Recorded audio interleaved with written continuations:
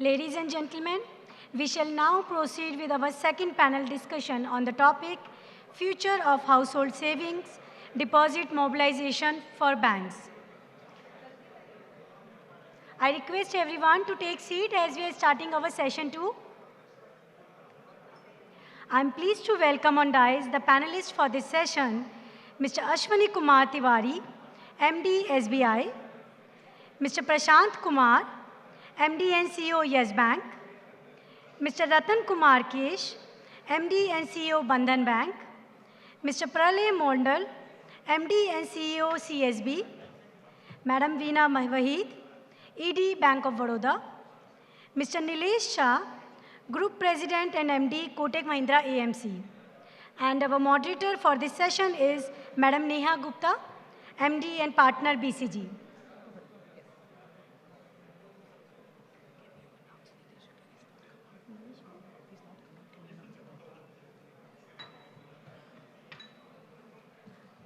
I would like to invite on dais Mr. Nilesh Shah, Group President and MD, Kotak Mahindra AMC.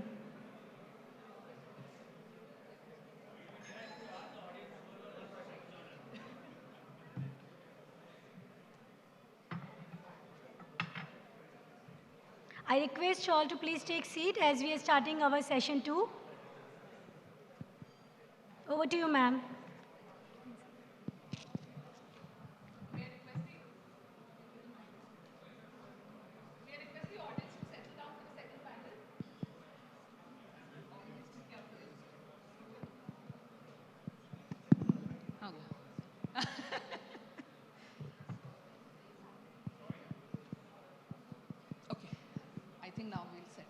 May I request the audience to please settle down? I know we are running late for lunch, so we will try to wrap this up if we settle down fast.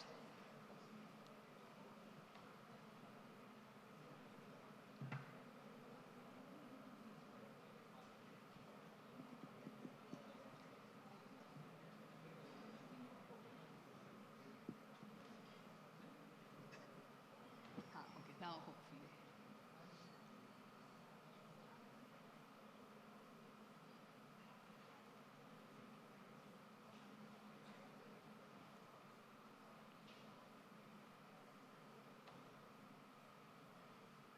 Okay, shall we start?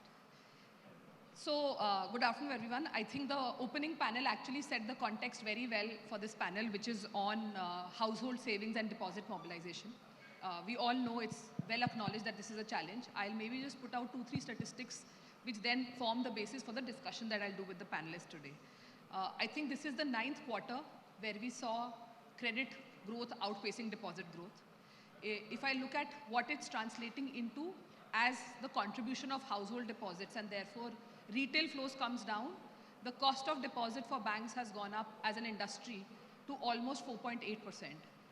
In fact, there was a recent analysis which showed that in the June quarter, the mobilization that was done on deposits, almost 67% of that was done at a rate which was higher than 7%. It poses a different set of challenges for banks as they look at the economics. However, I think there is also an element that, not everything is as bad as it sounds. One, overall deposits are growing, but also there are segments where we are seeing growth. So for example, if I look at contribution of rural inflows into the deposits, on an incremental basis, it has almost touched 30% now. It's at 28%, almost a 10 percentage points increase in the last decade. Women depositors as a segment has actually grown similarly. As life expectancy increases, senior citizens come in, there will be more inflows that will come in from certain of these segments. So I think it's a mixed bag. The question really is, where will banks get the deposit from, at what cost, and how do we keep this economy churning from that perspective? With that context, let me open up the panel to start with, and maybe Mr. Tiwari, if I can start with you. SBI has always been at the forefront of some of the innovations that have been done. And many years back, we launched a product called Mods, which now most banks know as sweep account. I think, honestly, beyond that, there are not many innovations that have happened in the deposit side, right? We've seen a lot of innovation on retail lending, both by banks but also NBFC. We've seen on the retail payment side. Deposit somehow was a walk-in product and not a get out and get it from the market product. So what's new in the offering in terms of product innovation from SBI? Thank you, Neha, for this question. As you rightly pointed out, this is lunchtime. Everybody is focused on that first. But, so we'll try to wrap it up quickly. And thank you for dispensing with the opening remarks, which we had scheduled earlier. Having said that, I think in the first panel, before this one, the question on deposits got discussed. So clearly, there is a short-term challenge. But my view is that if we think long, then this is a cyclical issue. So it will probably revert back. Secondly, there could be a secular movement towards investment, and which is a good thing because all developed markets go towards that ultimately. So therefore, innovation in terms of deposits is something which has been flagged by everybody, including the governor. And what could be innovations? In my view, there are three, four things we have to see here. One is the segment you talked about. So, for example, for us, we are now focusing on three broad segments. One is the wealth banking, which was there in many private sector and foreign banks already. But for a bank like us, we had to get our positioning right. So we haven't gone into the real private banking as it is called, which is real high end, and therefore requires a very high level of individual attention, etc. But we have gone into something above the normal so-called middle level and the real private banking, somewhere in between. So that's one segment we are focused on. We have created a dedicated vertical for this, a separate platform for this. And it's picking up well, but it's early days. The second thing is in terms of, again, a target segment of trust, societies, associations, and clubs and tasks, as they are called. Again, there we are approaching this segment with a mix of dedicated products, including transaction banking, tying up with fintechs, and also a definite outreach by way of dedicated sales forces. So I think that is the other segment. Third is that we are looking at some of these very low value segment, as they are called, which is, I mean, you can call them broadly under the Jandhan accounts, etc. But I think there's a lot of deposits there as well, which is just sitting sometimes, and we are not really approaching and getting them. So through the business correspondence, which we have so far used to open the accounts, yes, to also run many of the government schemes, but not so much used as a marketing arm. So that's again another strategy we are pursuing very recently, that can we use them as a proper marketing arm for deposits, though they may be small value, but overall they will add up to a large sum. So I think the larger message is deposit gathering, as you mentioned, is no longer a walk-in. There will be some walk-in for sure. It has to be an outreach to different segments with dedicated products, with special attention. And as I think somebody in the previous panel was mentioning, the more of digitalization, more of distance between the customer and the bank actually leads to less of engagement, and therefore the trust which the customers used to have in terms of placing a deposit and the benefits thereof, I think we have to strengthen that again. So overall, I would think it is still cyclical. It will all come back, but more efforts are needed from us. More efforts in terms of product design, outreach, sales, and attention to detail. All of that has to be done. So it's a slightly different scenario which we find ourselves. We took deposits for granted, no longer. Thank you. And you spoke about two things. You know, different segments need different approaches, and there are some core product design changes. Let me take the second one first. And, you know, Mr. Kumar, we've discussed this once, that as a system, if we were to do product innovation, it also requires us, as a system, then to have some relaxations in the current norms. There is a restriction in terms of how much can we innovate. So how do you think about that from a innovation spurring perspective? Neha, as per like innovation, we launched a product which was the repo-linked fixed deposit. Yes. Okay? We also got more than 2,000 crores in that product, actually when the repo rate was going up. But in the current times when the expectation is that the repo rate may start coming down over a period of time, we are not seeing any traction in that particular deposit. But fundamentally, in terms of innovation around the deposit, I think we need to see in terms of that today you need to offer the same rate of interest for the same amount for the particular bucket, irrespective of the risk of the customer. So I think the innovation would also depend on when the banks would be free to offer differential rate of interest as per the risk profile of the customer. So I think that can also be one of the enablement for coming out with the product innovation. Okay? But I think we also need to see it from a slightly different angle.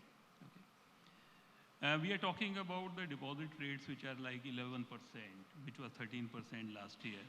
I think it's important to analyze what are the reasons around this. Okay? I think first thing which is very, very clear that because of some of the initiatives taken by the government, there is a huge efficiency in the entire system. Yes. So cash is not lying anywhere, which used to be like there was a leakage of the. Second thing in terms of efficiency in the corporate working capital cycle. Corporate working capital cycle has become half. Most of it has come from the efficient cash management. So it means again the cash which was lying in the system is not available. The third thing that after post-COVID, there has been movement from the financial asset to the non-financial asset and also to the better yielding asset. Okay? And this is happening after the post-COVID. It means this is something which is going to remain like this over a period of time. I think we should not say move away from this ground reality. And why I'm saying this? Because if this is the ground situation, then how we track the banks has to be viewed now differently. And I think we have very proactive and always forward-looking regulator. So I think over a period of time, we need to see when we are talking about a CD ratio, whether the CD ratio over a period of time would be so relevant. Why it should be dependent only on deposit? Why not the deposit and the borrowings? Okay. So I think the way the banks are being tracked also has to change over a period of time. And I believe if this situation continues like this, these parameters are going to evolve. Right. Very interesting points on structural changes in the economy, structural changes in the balance sheet, and how do we therefore evolve regulation like that. Thank you. Ratan, maybe I'll pick up the second part of what Mr. Tiwari said, or the first part, which was segment-specific approach. And as a relatively new challenger kind of a bank setup, you have two parts of the challenge, right? So how do I attract new customers, but also how do I keep customers without having the wherewithal, the product, the reach that some of the larger banks have? So how are you approaching this NTB, ETB segments in your bank? Thanks, Neha. Before I go into answering that question, happy Teachers' Day. And here, this whole stellar panel is giving you a lot of lessons to me. And I am my ex-boss sitting here. So if I don't answer correctly, I will pass it on to him.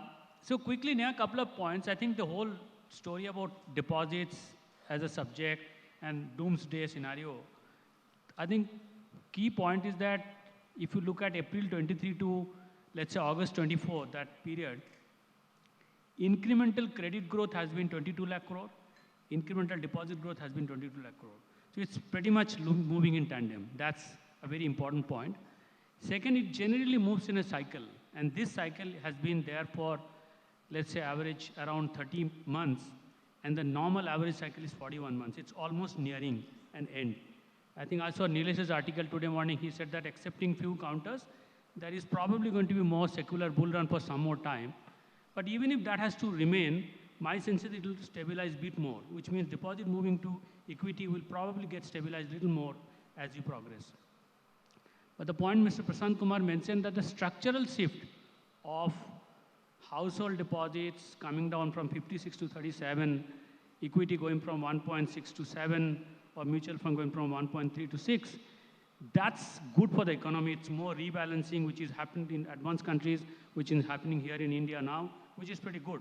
So rather than complaining about it, you should embrace it. Now, what do we do therefore? Our belief is that you spoke about women, you spoke about SME, you spoke about rural. As a bank, we have an active play in these geographies. 70% of my branches are in rural and women is a very important segment of our customer base. If you see through the COVID period, 2019 to 2024, the rural deposits continued to hold around 8%, which means that shows the strong resiliency. And as the economy does well, the per capita income goes up from 2,500 to, let's say, next 20 years to 26,000 US dollars, there will be more savings opportunity and it will move in a more non-linear manner, which means the rural and the middle income, which is a bit of an overlap, will have a lot more deposit generation capability. And which is where the banks like us, we can create more micro innovative products to be able to garner the deposits. So that should be our play is what I would believe. Got it. Thank you. So some innovative products coming for rural and women segments. Nilesh, no conversation on deposits these days is complete without talking about mutual funds and them taking away all the money. But you know, eventually, like we just say, the money still comes back into the banking system in a different form. But that's not how it's working out, right? So can you help us all understand what's going on and where is the money going? So, thank you, Vicky, for having me over here. And as mutual fund industry, we transact only in check. Now, if I'm taking money by check, I'm paying money by check, how can money coming in or going out of mutual fund impact bank deposits? I am unable to understand. Second, as Prashant Bhai mentioned, the government bank balance earlier used to be with banks, now it is remaining with RBI. The sweep account is now with the RBI. In FY23, that number was 1,81,000 crore. In FY24, that number was 1,61,000 crore. Now all of us are aware that there is something called money multiplier. If I round it off these numbers for ease of calculation to 2 lakh crore, and a multiplier instead of 4 to 3, that's about 6 lakh crore liquidity or bank deposits going away because of government's efficiency. In FY24, total bank deposit growth was 24 lakh crore. 6 lakh crore is accountable only by government's one step. Second, what mutual fund collects in 3 years, small saving collects in 1 year. Small savings money goes from bank into RBI's government account, and as and when government spends, it comes out. So maybe small savings is also something which one should consider. The third thing is currency in circulation. RBI's own data of financial savings allocation of households suggests that between FY21 and FY23, total 4 lakh crore came into mutual fund. 2 lakh crore came into direct equity, stocks, bonds, debentures. 9 lakh crore went into currency notes. Who distributes currency notes? Banks. You know which of your customer has currency notes. You need to reach out to them so that deposit can come to you. So between government cash balance, between currency notes and between small savings, we can understand why deposit growth is slowing down. In fact, mutual funds are increasing velocity of money. If money comes to me, I deploy it immediately. I don't behave like small savings. So I'm a supporter of bank deposits by improving velocity of money. I'm not taking away any money from bank deposits. Now this is all data. Is there a practical example of this? Look at US market. In 401k plan, hundreds of billions of dollars go every year. The total AUM in 401k plan is into trillions of dollars. And US bank deposits continue to remain in trillions of dollars. And we actually need to bring down Indian depositors to American standard. The money market rates in America is 4.5%. Sandeep bhai, deposit rates offered by Citibank will be 1.5 or 0.5%. And yet American bankers are not complaining that deposits are not coming to them. Maybe it is time to bring down Indian depositors to American standard, then bank deposits will grow. कहना चाह रहे mutual fund सही है.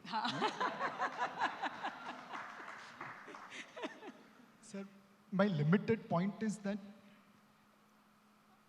we are, as Hitendra mentioned in previous panel, there are, there is a need to look at three main components: government's cash balance thanks to their efficiency. And in fact, I proposed very recently to CEA that why not government deploy these balances with banks as short-term deposits. On 2 lakh crore, you will easily offer 6%. That's 12,000 crore income to the government of India. Banks will be happy because they'll have surplus liquidity. There'll be no such wide variation. So government benefits, banks benefits, economy benefits. Such a simple decision. So mutual funds clearly are the wrong punching bags in the Indian economy. So Binaji, one thing that Nilesh spoke about is that there is different pockets where money is going out, but banks know where the deposits are, where the currency is.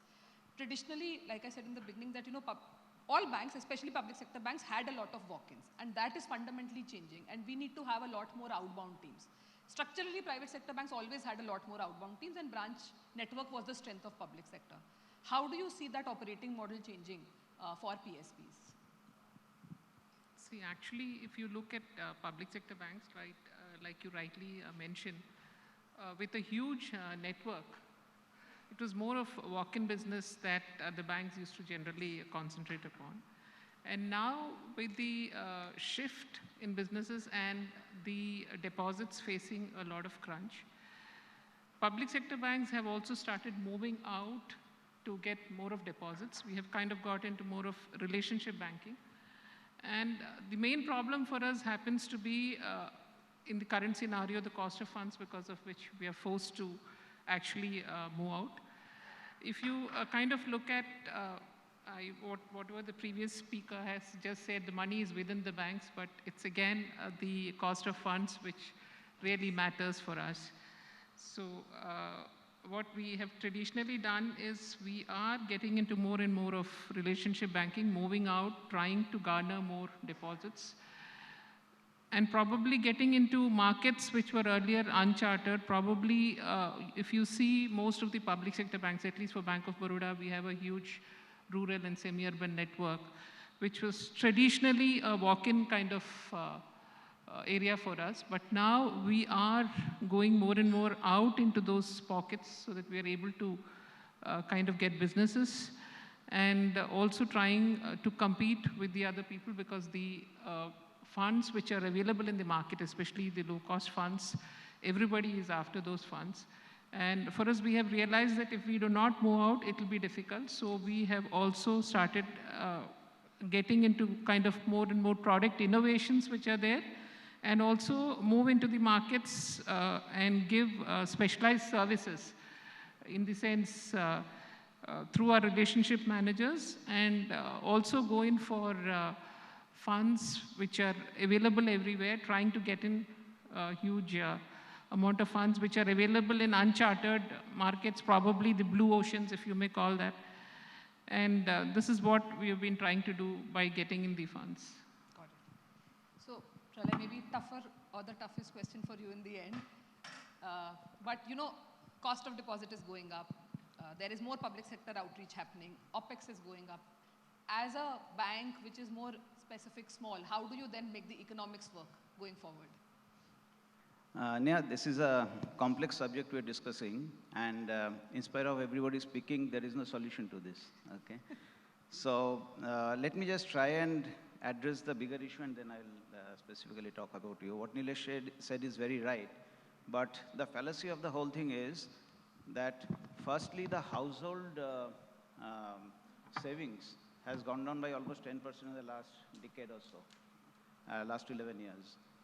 And it's not necessarily bad, because that is going into other consumption or going into other kind of non-banking financial instruments. Can be insurance, can be, I mean, that's good, because health insurance and other insurance still very low penetration in India. It's going to mutual funds, it's going into stock markets, capital markets, and that's very good actually in a way. But that doesn't take the problem away from the banks, because what Nilesh said is very right, that in some form the money comes back to the bank because it's circulating there. But the predictability of that, and we also have to, I mean, in banking system, we have to handle 4-5 ratios, a CD ratio, the NSFR, the LCR, CASA ratio, and all of that stuff. Now, this circulation doesn't help in some of this. For example, if you still go back and get funds through borrowings, that doesn't help you in your CD ratio, and somebody will come and say, your CD ratio is 94%, private sector bank CD ratio has gone up to 94%, but that's a structural issue, right? Second thing is LCR. If you look at the overall SLR, CRR, and LCR component, and there are conversations happening on further, challenges on the LCR in terms of what's happening. And if you add that up, roughly, it will go to 32.5%. And hence, you will never have a situation where an incremental CD ratio can be less than 100%, especially for certain banks, okay? Now, these are structural issues which now we have to all sit together and solve the problem. Having said that, I think the fundamental issue is that consumers, okay, currency in circulation. Currency in circulation in the last 7-8 years have significantly gone up, right? We know that data. Now, among various other things, what's also happening is that when the customers are going from a financial savings was very high during the COVID, okay? And now that consumption has started happening or other disintermediation is happening. So what is happening is this money is moving, and then there's a kind of a leakage that happens because the money doesn't straight come to the bank. It comes via media, and somewhere the currency circulation increases in the process, in the intermediary. Sometimes it's permanent, sometimes it is with a lag, it comes back. The problem with banks is we have to manage ALM. When you have to manage ALM, it doesn't help if Nilesh talked about government spendings. The money comes back. First of all, that issue is there. The 10% is now directly between RBI and government. But for me, I have to have a predictable ALM from a treasury perspective, and I cannot depend on when government is going to spend and when liquidity is going up. That's why you'll see in the system that at the same time when liquidity is high at this point of time, 2.3 lakh crore or something like that, bond yields has gone down, which is automatic. Or even more, call money rates have gone down. Okay, call money rates fluctuate, but banks cannot work on call money rates, right? They have to have, and hence you will see that deposit rates are going up at the same time when your call money rates are going down. Now that's the dichotomy we have to understand, and we have to solve that problem. And we'll come to that question. I'm sure you will have some time, to decide what are the solutions. So coming back to, so this is the larger issue, and hence we have to solve this problem at some point of time. Otherwise, this combination of LCR, CD ratio, other thing, CASA.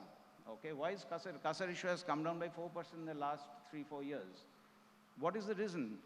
Not a bad reason at all, because the same thing which Prashantji has talked about, that efficiency in the system, like with UPI coming in, okay, with CMS solutions. I remember many years back, 10, 12, 13 years back, there used to be, CMS solutions which even banks like HDFC used to give. We used to make a lot of money in that process.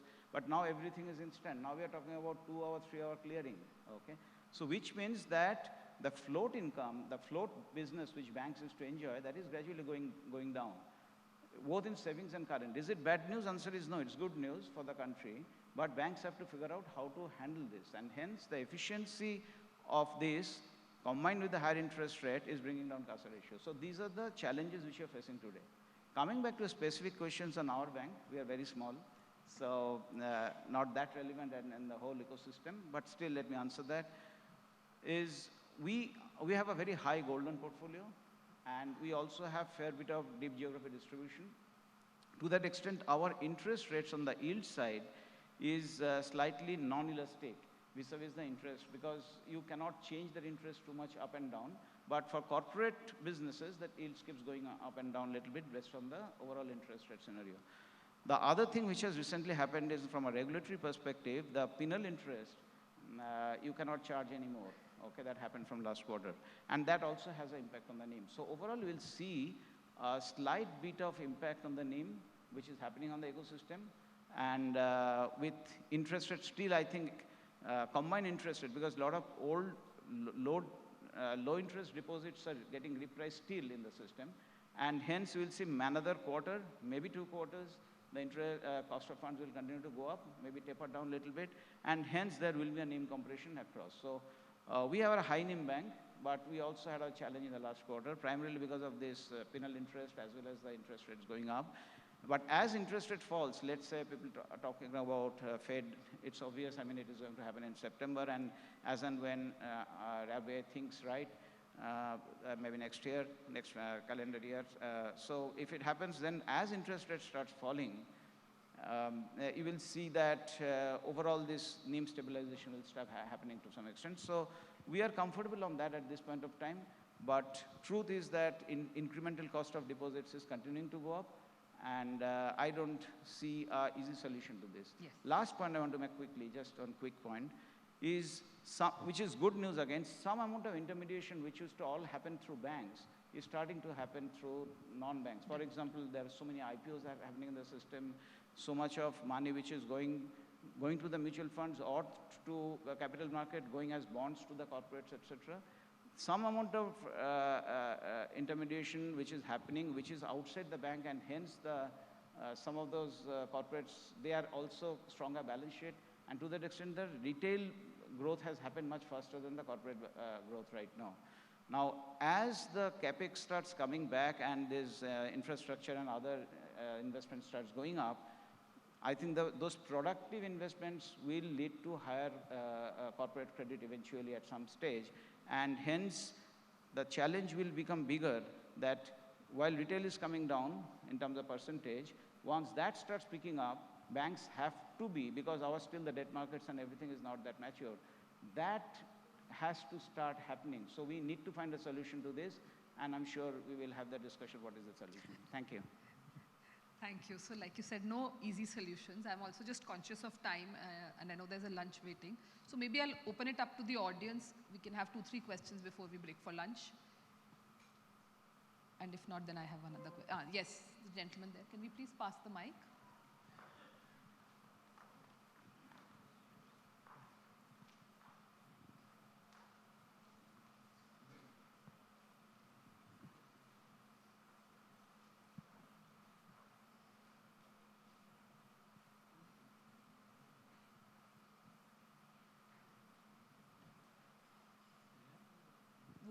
Is quite inside, so they're still reaching with the mic. Hi, I'm Parag Srivastava, heading the Financial Institution Government Banking for Ujjivan. Just to take the point what Mr. Prashant sir has raised, so there is a bit of banks can differentiate on asset pricing, but that freedom or flexibility currently as per regulation doesn't exist for the deposit. So obviously one is rating what you mentioned, but also like today being a Teacher's Day, if we want to give some special interest for that particular profession or segment, that flexibility is not there. So do you think that some of those rules and regulations also need a review, because the freedom to banks should be a bit more to price or innovate?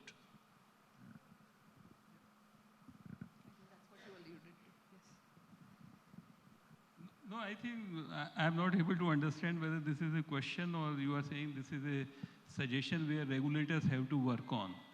Yeah, my question was, is it time now to kind of review certain regulations on terms of deposits? Because currently, if we only differentiate, there are two categories, retail and bulk, which is defined by the amount. Otherwise, within retail, the only senior citizen is a category where you give a premium. But if you want a profession-wise or maybe some other parameter-wise to work out a particular scheme, that freedom is not there.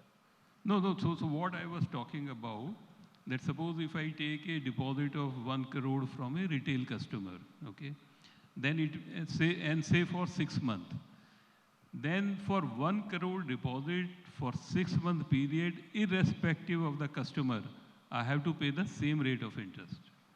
The question is, if a deposit is coming, say, from a financial institution for the similar period, okay, where for LCR outflow is 100% as compared to LCR outflow of 10% from a retail depositor, why I should not be in a position to offer a better rate to a retail depositor? I would be able to do that if I am having a freedom not to offer the same rate of interest to a corporate or the financial institution. Anyone? Yeah, final question. This is Harish Prabhu here. I'm an ex-banker. as I see it, that the banking sector, would have a serious challenge on the liability side. I mean, given that there's a generational shift, right? I mean, there used to be a time where, I think India is now obviously a very young country. And with availability of information to the Gen Z and everybody, the financial literacy is improving in a big way. So hence, if I meet a lot of people who they don't care about bank deposits, right? I mean, they are now, because your bank is in the pocket, your broking account is in your pocket, their proclivity is to actually, invest in the markets, right? So from the point of view of, what my question is to both, Mr. Shah as well as, Mr. Prashant or anybody, how would the banking sector really, solve this, fundamental structural shift from, let's say, a earlier gentleman, maybe my generation or earlier, okay, only bank deposits, right? Now he has got multiple options. So, and the differential in returns, right, potentially, given the economic, Viksit Bharat, blah, blah, blah, over the next 10 years, there's a huge differential. I hope my question is, what do you call, logical. So again, these are issues where five blind men are trying to identify elephant. There is no one right or wrong answer. But the challenge for India is its plumbing. If you look at credit to GDP ratio of China, Japan, US, they are significantly higher than India. Where are we lacking? The velocity of money in India is much lower compared to others. Now, under Basel, if you take money from endowment trust, financial sector companies, by and large, you have to provide higher liquidity ratio on the same. And that's essentially coming because their endowment trusts are like hedge funds, trading everything under the sun. But the same definition is applied in India, where my trust is like Tirupati Devsthanam Trust. They put bank FD and forget about it forever. But the same charges are applicable in India for money received from trust as globally, because we followed Basel norm. Effectively, between liquidity coverage ratio and the loading of CRR, SLR, 18% of India's bank deposits is not eligible for recirculation. Now, can we deviate from Basel norms and make it suitable to our trust requirement? This is where we need to change the plumbing. I think maybe the last question and then we'll close. Yes, ma'am. Sure, thank you. So I'm Kanika, Chief Economic Advisor, Union. You'll have to be a little louder, please. Sure. Hi, I'm Kanika Pastricha, Chief Economic Advisor, Union Bank of India. Just referring to some beautiful points made by Mr. Ninesh Shah on how the government efficiency is also restricting loanable funds for banks, because this just-in-time is just taking away the government CASA from a banking sector perspective. While government is on the one side, on the other side, you just mentioned about RBI, because money creation process is in RBI's hands, and in a withdrawal of accommodation mode, we keep talking too much about deposits, but the money creation itself is slow because the RBI would want that CD ratio that Prashant sir mentioned to be lower than what it is today, maybe not as high as 94% for some of the private sector banks as well. So is it that we are, while the government needs to be commended, but on the other hand, the RBI also needs to be commended to try to achieve the objective to lower CD ratios and credit creation process coming down? So your thoughts on that? Thank you. So it's a very, very good question. But please remember that RBI, unlike any other central banker in the world, is not targeting just inflation or employment and inflation. In India, RBI targets multiple things. They have to worry about inflation now under statute. They worry about rupee. They worry about banking sector stability. They act as a merchant banker to Government of India. They also worry about GDP growth. Now, all these are conflicting objectives. You want to maintain banking stability by keeping CD ratio in healthy balance.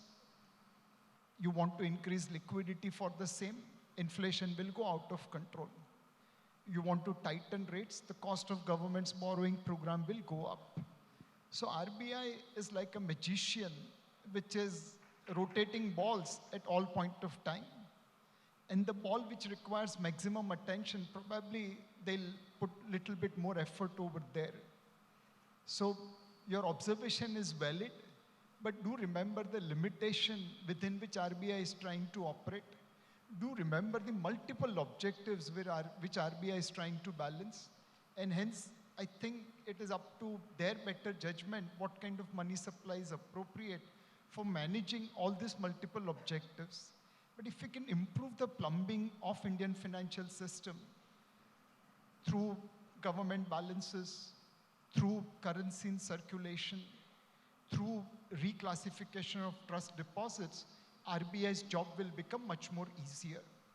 Let me give you one final example of how difficult RBI's job is.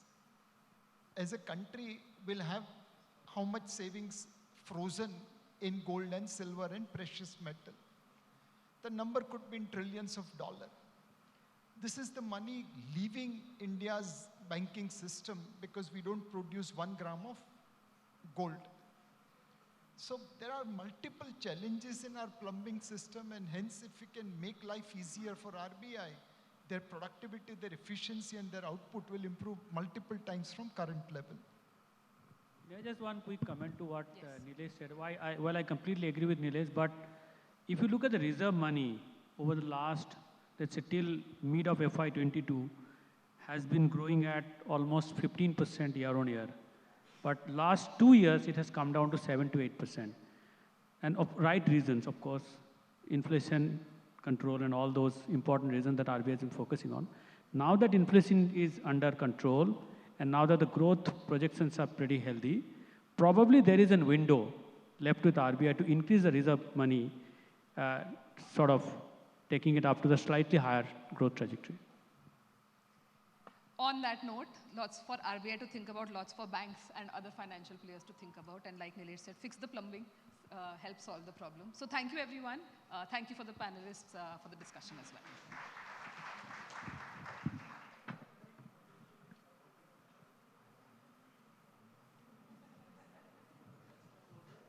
Thank you all dignitaries. Ladies and gentlemen, it's time to break for lunch. Please be back by 3:15 so